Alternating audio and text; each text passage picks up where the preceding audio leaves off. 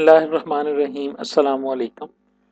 Dear students, मैं हूं हबीबुल्लाह कमर और आज हम लेक्चर नंबर 2 है हमारा अकाउंटिंग इंफॉर्मेशन सिस्टम की सीरीज़ का। तो आज का जो हमारा टॉपिक है वो है इंफॉर्मेशन सिस्टम्स के हवाले से, जो हमने लास्ट टाइम डिस्कशन की थी।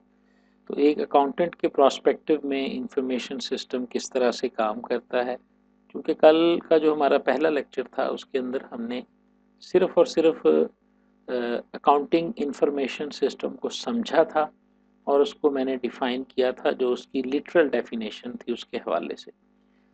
हमने ये चीज़ देखी थी, अगर आपको याद हो, कि हमने अकाउंटिंग को सेपरेटली डिफ़ाइन किया, फिर हमने इंफॉर्मेशन को डिफ़ाइन किया कि जब भी कोई डाटा प्रोसेस हो जाता है तो वो इंफॉर्मेशन बन जाता है। और इन रियल वर्ल्ड जो है, किसी भी इंडिविजुअल के लिए या किसी भी ऑर्गेनाइजेशन के लिए या किसी भी डिपार्टमेंट के लिए जो डिसीजन मेकिंग होती है वो असल में हम इंफॉर्मेशन की बुनियाद पर ही करते हैं। तो उसके बाद हमने ये देखा कि सिस्टम अलहदा से क्या होता है। तो हमने ये देखा था कि जब इंटर रिलेटेड कंपोनेंट्स जो होते हैं वो मिलकर किसी एक ही ऑब्जेक्टिव के लिए काम कर रहे हों तो हम उसे सिस्टम का नाम देते हैं।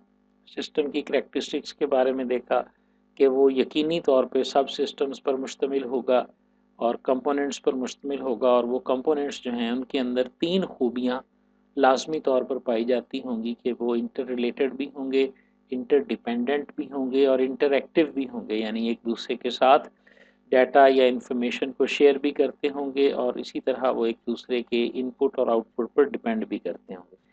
उसके बाद हमने देखा कि इंफॉर्मेशन सिस्टम हमारे पास क्या है। ठीक है, इंफॉर्मेशन सिस्टम को जब हमने डिफ़ाइन किया था तो हमने ये चीज़ बड़ी क्लियरली देखी थी कि हमारे पास वो सारे कलेक्शंस और इंफ्रास्ट्रक्चर, जिसमें पीपल भी शामिल हैं, जिसमें हार्डवेयर भी है, सॉफ्टवेयर भी है और आईटी का इंफ्रास्ट्रक्चर भी शामिल है, और वो उस इन सारी चीज़ों को मिलाकर जो हम सिस्टम डेवलप करते हैं ताकि हम किसी भी डिपार्टमेंट या ओवरऑल ऑर्गेनाइजेशन की जो इंफॉर्मेशन नीड्स होती हैं उनको फुलफ़िल करें। तो ऐसा कोई भी सिस्टम होगा तो वो हमारे पास इंफॉर्मेशन सिस्टम कहलाएगा। मैंने आपसे कहा था, आप किसी कॉलेज में चले जाएं तो लाइब्रेरी में अगर कंप्यूटराइज्ड कोई सिस्टम चल रहा है तो वो लाइब्रेरी का इंफॉर्मेशन सिस्टम है। अगर आप ह्यूमन रिसोर्स के डिपार्टमेंट में चले जाते हैं, अगर वहाँ पर उन्होंने ह्यूमन रिसोर्सेज को मैनेज करने के लिए कोई कंप्यूटराइज्ड सॉफ्टवेयर या सिस्टम यूज़ कर रहे हैं तो वो ह्यूमन रिसोर्स इंफॉर्मेशन सिस्टम कहलाता है। अगर मैनेजमेंट किसी इंफॉर्मेशन सिस्टम को यूज़ करेगी तो वो सिस्टम मैनेजमेंट इंफॉर्मेशन सिस्टम कहलाता है।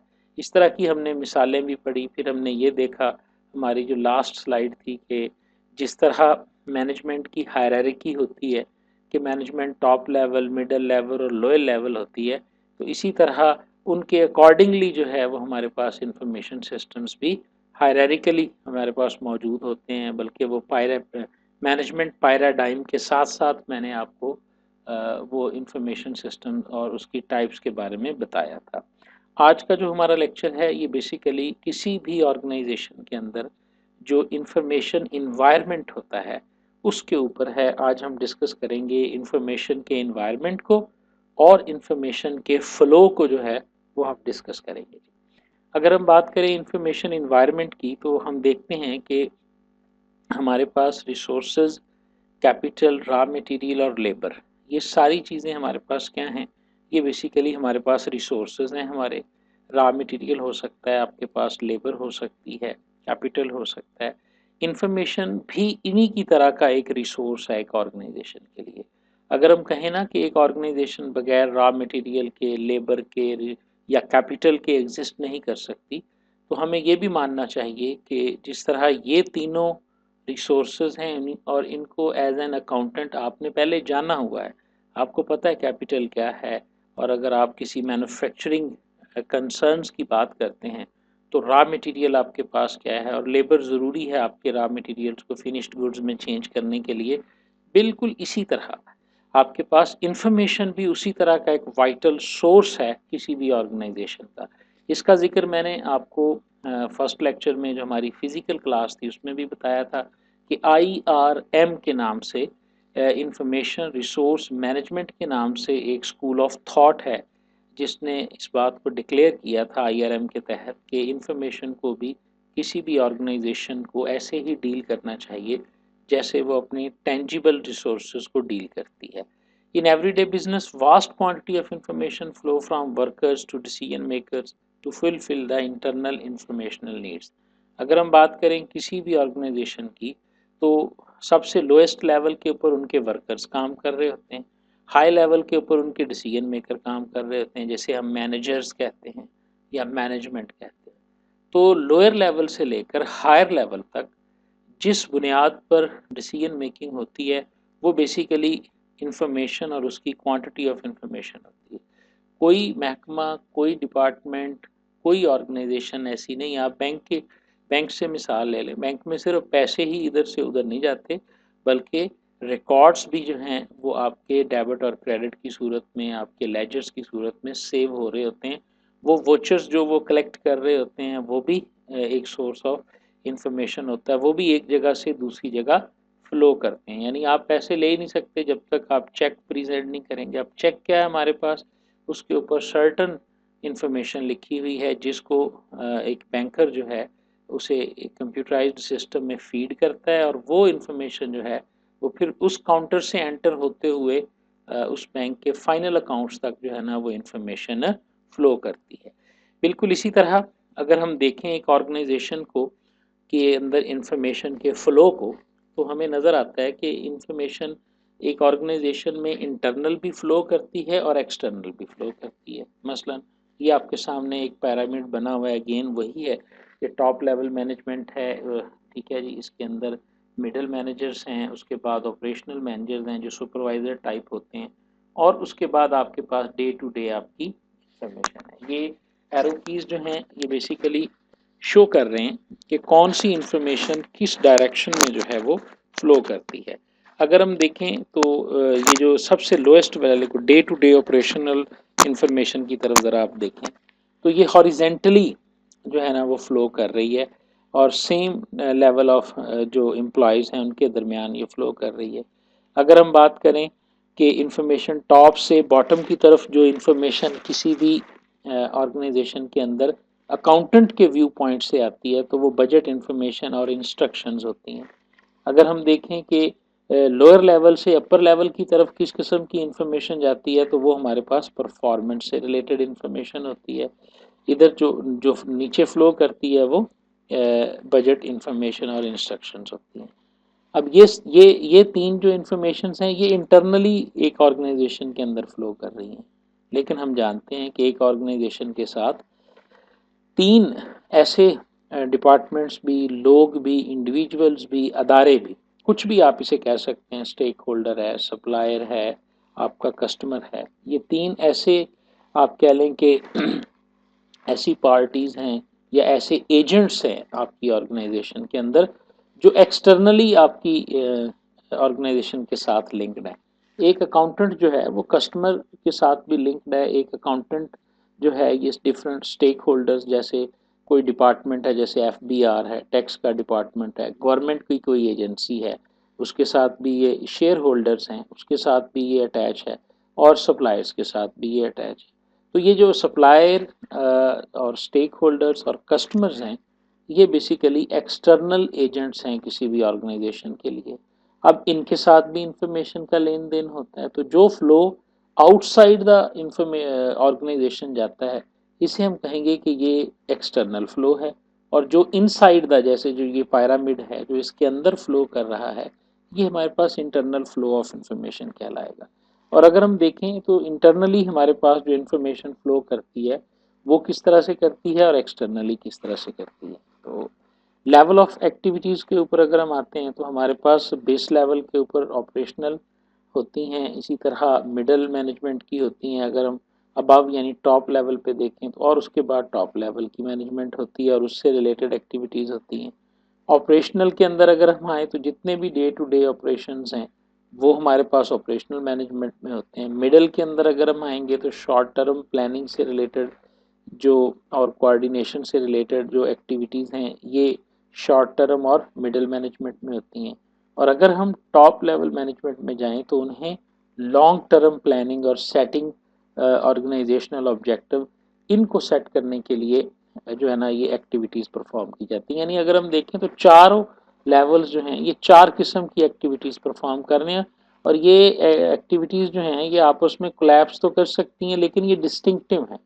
जो काम डे टू डे लेवल में हो रहा है वो रिलेट करता है लेकिन वो मिडिल मैनेजमेंट में वो नहीं हो रहा। मिडिल मैनेजमेंट में short term planning and coordination हो रही है लेकिन जो जो मिडिल लेवल पे हो रहा है वो फिर टॉप लेवल की मैनेजमेंट में नहीं हो रहा। वहाँ पे लॉन्ग टर्म प्लानिंग हो रही है और गोल्स सेटिंग और ऑब्जेक्टिव सेटिंग्स जो है ये इस तरह के काम जो हैं या इस तरह की एक्टिविटीज़ हो रही हैं। अब हर लेवल ऑफ मैनेजमेंट जो है जो आपको इस डायग्राम के अंदर नज़र आ रहा है, हर लेवल ऑफ इंफॉर्मेशन को, हर लेवल ऑफ मैनेजमेंट को अपने ऑपरेशनल एक्टिविटीज़ को परफॉर्म करने के लिए क्या चाहिए, व्हाट ऑल दे नीड, ये एक क्वेश्चन है।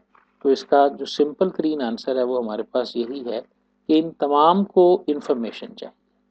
जब तक इनको इंफॉर्मेशन नहीं मिलेगी, एक जो रॉ फॉर्म के बाद प्रोसेस होके आ गई है, उस वक्त तक ना day to day operational level की जो मैनेजमेंट है वो अपनी, जैसे हाजिरी लगाना, ये डे टू डे में आता है कि एक ऑपरेशनल यूनिट में 15 लोग हैं, अगर उनकी हाजिरी का रिकॉर्ड नहीं रखा जाएगा तो उनकी सैलरीज को कैसे कैलकुलेट किया जाएगा। अगर उनके इन एंड आउट टाइम को, या अगर वो कुछ लेबर ऐसी है कि जो बैचेस की सूरत में या प्रोडक्ट्स की सूरत में काम करती है, तो उनके टाइम कार्ड, जो जॉब शेड्यूलिंग कार्ड या जो इस तरह के कार्ड होते हैं, उनके ऊपर जब तक उनको नोट नहीं किया जाएगा तो किस तरह वो इंफॉर्मेशन एक जो पेरोल वाला डिपार्टमेंट है या एक अकाउंटेंट जो है वो मंथ एंड पे या वीकेंड के एंड पे, या अगर उसमें मंथ डेली वेजेस दी जाती हैं या वीकली दी जाती हैं, जिस तरह भी उनको पे आउट किया जाता है, तो वो कैसे उसको पे आउट करेंगे।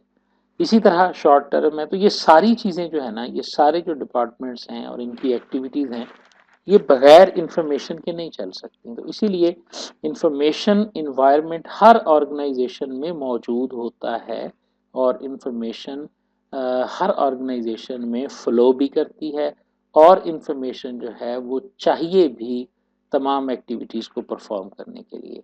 और पीछे हम क्या पढ़ के आए हैं कि इंफॉर्मेशन सिस्टम ही एक वाहिद सिस्टम है जो इंफॉर्मेशन को जनरेट करने से लेकर कम्युनिकेट करने तक का काम करता है। यानी वो कलेक्ट भी करता है डाटा को, प्रोसेस भी करता है डाटा को और उसकी इंफॉर्मेशन भी बनाता है और उसके बाद उस इंफॉर्मेशन को कम्युनिकेट भी करता है अमंग द जो डिपेंडेंट डिपार्टमेंट्स या कंपोनेंट्स होते हैं। तो इसका मतलब तो ये हुआ कि हमें हर ऑर्गेनाइजेशन में इंफॉर्मेशन चाहिए और इंफॉर्मेशन बनती है, इंफॉर्मेशन जो है वो डिस्ट्रीब्यूट की जाती है with the help of information system. तो लिहाजा अगर एक अकाउंटेंट है तो उसे भी अपनी इंफॉर्मेशन नीड के लिए एक इंफॉर्मेशन सिस्टम चाहिए, जो हमारे टॉपिक का नाम है, जो हमारे सब्जेक्ट का नाम है, that would be known as accounting information system. ठीक है, मैनेजमेंट को भी चाहिए, वो मैनेजमेंट इंफॉर्मेशन सिस्टम कहलाएगा, मार्केटिंग वालों को भी चाहिए, इसी तरह सेल्स वालों को भी चाहिए। ये आगे हम देखेंगे कि एक अकाउंटिंग इंफॉर्मेशन सिस्टम की फिर कौन कौन सी टाइप्स हैं और कहाँ कहाँ हम सब सिस्टम्स में इसको डिवाइड करेंगे। अब हम देखते हैं कि हमारी इंफॉर्मेशन जो है उसकी डायरेक्शन क्या है फ्लो करने की। अगर हम देखें तो हमारे पास एक डायरेक्शन तो ये है कि आपकी इंफॉर्मेशन हॉरिजेंटली फ्लो करती है। ठीक है, अगर सेम लेवल के ऊपर है, अगर एक इंफॉर्मेशन एक ही लेवल के ऊपर फ्लो कर रही है तो ये हॉरिजेंटल है। और अगर एक इंफॉर्मेशन टॉप से बॉटम की तरफ आ रही है या बॉटम से टॉप की तरफ जा रही है तो इसे हम कह सकते हैं कि ये वर्टिकल फ्लो ऑफ इंफॉर्मेशन है। तो अगर आप इन एरोज को देखें तो ये एरो जो है और ये वाला एरो और ये वाला एरो, ये अपवर्ड है और ये डाउनवर्ड है। तो इसका मतलब क्या है कि आपकी इंफॉर्मेशन अपवर्ड भी फ्लो करती है, आपकी इंफॉर्मेशन डाउनवर्ड भी फ्लो करती है और आपकी इंफॉर्मेशन जो है वो पैरेलल भी फ्लो करती है। आजकल जो आप ऑर्गेनाइजेशन बिहेवियर के सब्जेक्ट में पढ़ेंगे कि अब ऐसी ऑर्गेनाइजेशंस भी आ गई हैं और ऑर्गेनाइजेशन के ऐसे स्ट्रक्चर भी एग्जिस्ट करते हैं, उनमें फ्लेक्सिबिलिटी आई है कि आपकी इंफॉर्मेशन जो है वो डायगनली भी मूव कर सकती है। अदरवाइज या डाउनवर्ड होती है या अपवर्ड होती है या हॉरिजेंटल होती है। अगर हम बात करें हॉरिजेंटल फ्लो ऑफ इंफॉर्मेशन की, ये टॉपिक इस हवाले से तो नहीं, लेकिन आपने अपने इंटरपर्सनल स्किल्स के अंदर ज़रूर इसके बारे में पढ़ा होगा कि जब इंफॉर्मेशन जो है वो डायरेक्शन में मूव करती है हॉरिजेंटली यानी विद इन अ डिपार्टमेंट, ठीक है, जिसके अंदर एक डिपार्टमेंट के अंदर ही जो उसके को वर्कर्स होते हैं, ठीक है, जब वहाँ से इंफॉर्मेशन उन्हीं एम्प्लॉइज़ के दरमियान एक सेम डिपार्टमेंट में फ़्लो कर रही होती है। फ़र्ज़ करें हम सेल्स डिपार्टमेंट की बात कर लेते हैं कि सेल्स डिपार्टमेंट के अंदर अंदर जब इंफॉर्मेशन आपकी जाएगी कि आपका जो सेल्स रिप्रेजेंटेटिव है या आप कह लें कि जो बंदा सेल मैन है आपका, जैसे ही वो सेल्स करता है तो वो उसको रिकॉर्ड कर लेता है, उसके बाद वही इंफॉर्मेशन वो अपने सेल्स मैनेजर को दे देता है। सेल्स मैनेजर जो है वो अपने डिपार्टमेंट के मैनेजर को या किसी को वो इंफॉर्मेशन फॉरवर्ड कर देता है। उसके बाद वो इंफॉर्मेशन सेल्स मैनेजर से कलेक्टिव होके और या किसी तरह समराइज होके जो है वो अपवर्ड मूव करती है किसी भी हायर डिपार्टमेंट के ऊपर, कॉस्ट वाले डिपार्टमेंट में जा सकती है या टॉप लेवल मैनेजमेंट पे जा सकती है। लेकिन with in the same department among the को वर्कर्स, ये दो पॉइंट आपने ध्यान में रखने हैं, with in the same department and among the को वर्कर्स जब इंफॉर्मेशन फ्लो करती है तो इसे हम हॉरिजेंटल फ्लो ऑफ इंफॉर्मेशन कहते हैं। जब हम बात करते हैं वर्टिकल की, जैसा कि पीछे डायग्राम में आपने देखा था, तो वर्टिकल जो है ना ये दो डायरेक्शंस में हो सकती है, या तो इंफॉर्मेशन अपवर्ड मूव करेगी या इंफॉर्मेशन जो है वो डाउनवर्ड मूव करेगी। अब अपवर्ड मूव करना और डाउनवर्ड मूव करना, ये जो मैंने आपको लास्ट स्लाइड के अंदर दिखाया था, मैं मतलब जैसे आप कह लें कि बॉस की तरफ से जो मैनेजर्स को इंफॉर्मेशन दी जाती है वो आमतौर पर बजट से रिलेटेड या इंस्ट्रक्शंस पर मबनी होती है। मसलन बॉस कहता है जी मेरे पास 5 लाख रुपया है, इसमें आपने प्रोडक्शन करनी है, इससे ज़्यादा आपने एक्सीड नहीं करना। या हमने ये कहा जी कि हमने इस दफ़ा जो हमारी प्रोडक्शन होगी उसके लिए जो हमने बजट एलोकेट किया है वो 1 मिलियन का है, 10 लाख का है।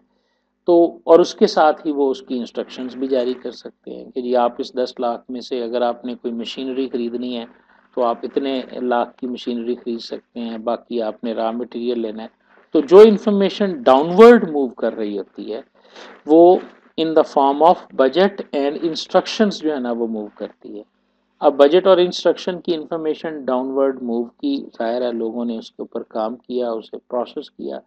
अब अपवर्ड हम क्या मूव करते हैं, अपवर्ड फिर आपकी परफॉर्मेंस जा रही होती है कि 10 लाख मिला था प्रोडक्शन के लिए, इतने नंबर ऑफ यूनिट्स प्रोड्यूस करने थे या फलां फलां मशीनरी खरीदनी थी।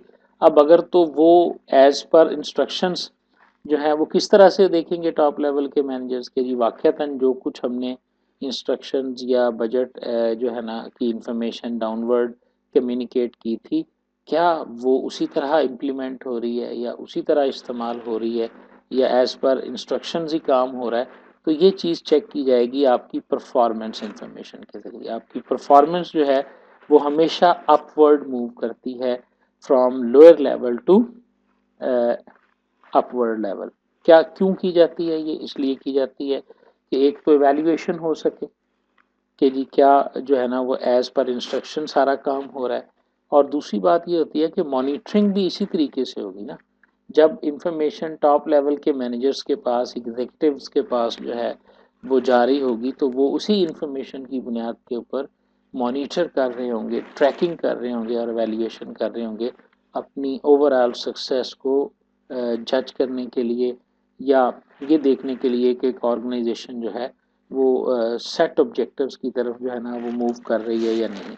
तो इसी तरह हमने देखा कि यानी ये फ्लो ऑफ इंफॉर्मेशन जो है या तो ये हॉरिजेंटल है या फिर ये वर्टिकल है। अगर वर्टिकल है तो उसकी दो शक्लें हैं, डाउनवर्ड या अपवर्ड। जो दूसरी इसकी तकसीम है इंफॉर्मेशन के फ़्लो की, मतलब डाउनवर्ड अपवर्ड, वो तो उस तरह से हो गया ना। एक हम इसको कभी कभी ऐसे भी कहते हैं कि जी इंटरनल और एक्सटर्नली भी इंफॉर्मेशन फ़्लो करती है। अभी हमने बात की हॉरिजेंटल की और वर्टिकल की, ठीक है, और हमने ये देखा ये दोनों जो है ना ये चूंकि इंटरनली फ़्लो कर रही हैं विद इन द ऑर्गेनाइजेशन है, टॉप लेवल मैनेजर से जो लोअर लेवल मैनेजर हैं डाउनवर्ड और लोअर से टॉप की तरफ अपवर्ड, और अमंग द को वर्कर्स जो हैं ये हॉरिजेंटल। ये तीनों किस्म की जो हमारे पास फ्लो ऑफ इंफॉर्मेशन है इसे हम कहेंगे कि ये हमारे पास इंटरनल फ्लो ऑफ इंफॉर्मेशन। और एक्सटर्नल फ्लो ऑफ इंफॉर्मेशन हमारे पास क्या है, अगर आप उसी डायग्राम को जहन में लेके हैं, मैं दोबारा आपको लेके जाता हूँ वहाँ पे, तो इस इन डायग्राम में देखें कि स्टेक होल्डर्स, सप्लायर्स और वेंडर्स, ये तीन ऐसे एजेंट्स हैं जो ऑर्गेनाइजेशन के अंदर एग्जिस्ट नहीं करते। हम इनको स्टेक होल्डर्स कह सकते हैं, आप इसको ट्रेडिंग पार्टनर्स कह सकते हैं, कोई भी नाम आप इसको दे सकते हैं। ये सारे लोग जो हैं, जैसे कि आपका कस्टमर है, जैसे कि आपका सप्लायर, अब सप्लायर और कस्टमर एक ऑर्गेनाइजेशन के ट्रेडिंग पार्टनर है। कस्टमर उनसे चीज़ों को बाय कर रहा है, उनकी प्रोडक्ट्स को खरीद रहा है, और सप्लायर जो है उन्हें रॉ मटेरियल जो है वो प्रोवाइड कर रहा है। ठीक है, तो ये इनको हम मजमूई तौर पर भी स्टेक होल्डर्स कह सकते हैं, क्योंकि स्टेक होल्डर की डेफिनेशन ये है कि कोई भी इंडिविजुअल, कोई भी ऑर्गेनाइजेशन, कोई भी डिपार्टमेंट जो डायरेक्टली या इनडायरेक्टली आपकी ऑर्गेनाइजेशन के साथ लिंक्ड है, वो स्टेक होल्डर है। कस्टमर भी आपका स्टेक होल्डर है, वेंडर भी आपका स्टेक होल्डर है, गवर्नमेंट भी हर ऑर्गेनाइजेशन की स्टेक होल्डर होती है, क्योंकि गवर्नमेंट ने टैक्सेशन देनी होती है, रूल्स दिए होते हैं, तो डेफिनेटली वो भी आपको आपके अकाउंट्स को या आपकी ऑर्गेनाइजेशन की परफॉर्मेंस को ऑब्जर्व कर सकते हैं। तो ये सारी चीज़ें जो है, ये सारे जो एजेंट्स हैं जो आउटसाइड द ऑर्गेनाइजेशन एग्जिस्ट कर रहे हैं, इंफॉर्मेशन उनके पास भी जाती है। तो जो इंफॉर्मेशन इन आउटसाइड जो एजेंट्स हैं उनके पास जाती है, इसे हम कहेंगे कि ये हमारे पास एक्सटर्नल फ्लो ऑफ इंफॉर्मेशन है। बहुत सादा सा टॉपिक है ये कि एक्सटर्नल्स क्या हैं और इंटरनल्स क्या हैं। यहाँ पर इस स्लाइड के अंदर हम पढ़ेंगे कि स्टेक होल्डर्स क्या हैं। तो देखिए वही डेफिनेशन जो मैं पहले इनफॉर्मल वे में बता रहा था, ऐसी तमाम एंटिटीज़, ऐसे तमाम ऑफिसेज, ऐसे तमाम ऑर्गेनाइजेशन, ऐसे तमाम इंडिविजुअल्स या पर्सनल्स जो आउटसाइड पे भी हैं, इनसाइड पे भी हैं, ऑर्गेनाइजेशन के अंदर हैं, जिनका डायरेक्ट या इनडायरेक्ट इंटरेस्ट है आपकी फर्म के अंदर। शेयर होल्डर्स का इंटरेस्ट आपकी फर्म के अंदर है, वेंडर्स का इंटरेस्ट है, कस्टमर्स का इंटरेस्ट है। और अगर हम ऑफिस की बात करें तो टैक्स का पाकिस्तान के कॉन्टेक्स्ट में देख लें, कोई भी बिजनेस जो है वो एफबीआर के अंडर आता है, हर बिजनेस जितना भी है तो वो ऑफिस हैं। ठीक है, इसी तरह नैब के अंडर आते हैं सारे अदारे, सारे इंडिविजुअल्स। तो ये तमाम लोग जो हैं ये आपके स्टेक होल्डर्स कहलाते हैं। Stake holders, financial institutions, government agencies, ये सारी एग्जांपल्स हैं कि आपके पास स्टेक होल्डर्स मौजूद होते हैं। इंफॉर्मेशन जो है एक्सचेंज विद दीज ग्रुप्स, तमाम इंफॉर्मेशन जो है वो इन्हीं ग्रुप्स के साथ आप शेयर करते हैं। वो फाइनेंशियल स्टेटमेंट्स हो सकती हैं, वो आपकी टैक्स रिटर्न्स हो सकती हैं, वो आपके स्टॉक ट्रांजैक्शनल इंफॉर्मेशन भी हो सकती है। आप एक एडवर्टाइजिंग एजेंसी को होल्ड करते हैं। ठीक है, एक डिजिटल मार्केटिंग की दुनिया की अगर हम मिसाल लेते हैं, तो कोई बंदा भी अगर आपके साथ डील करता है जी कि आप मेरे बिजनेस के लिए मुझे डिजिटल मार्केटिंग की सर्विसेज प्रोवाइड करें, तो वो सबसे पहले क्या करेगा, वो आपकी आप जिन दूसरों के लिए कर रहे हैं वो उन कंपनीज के बारे में पूछ सकता है जी कि आपने किस किस कंपनी के साथ जो है वो डिजिटल मार्केटिंग इससे पहले आपने उनके लिए की है, उसका रिकॉर्ड आपसे मांगा जा सकता है, उसके बारे में जो भी आपके रिजल्ट्स हैं वो आपसे पूछे जा सकते हैं। ठीक है ना, तो इस तरह की किसी भी किस्म की इंफॉर्मेशन जो है वो आपके पास एक्सटर्नल फ्लो ऑफ इंफॉर्मेशन कहलाएगी। ठीक है जी, तो ये एक शॉर्ट सा हमारा आज का लेक्चर है जिसके अंदर हम सिर्फ और सिर्फ इंफॉर्मेशन इन्वायरमेंट को ही हमने डिस्कस किया, और हम इसको डिस्कस कर रहे थे कि अकाउंटेंट या अकाउंटिंग इंफॉर्मेशन सिस्टम के प्रोस्पेक्टिव से हमें क्या चीज़ें ऐसी हैं या कौन सी इंफॉर्मेशन है